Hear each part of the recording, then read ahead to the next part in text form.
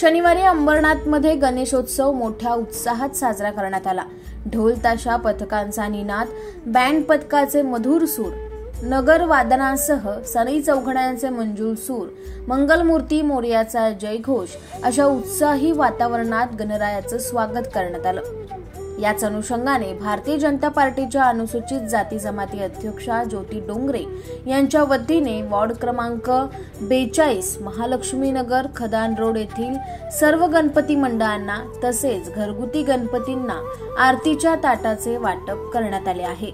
या उपक्रमाद्वारे ज्योती डोंगरे यांनी समाजात सलोखा आणि एकता निर्माण करण्याचा प्रयत्न केलाय। गणेशोत्सव हा सर्व धर्माच्या लोकांना एकत्र आणणारा उत्सव आहे। या निमित्ताने सर्वजण एकत्र येऊन गणपती बाप्पाचे पूजन करत असतात।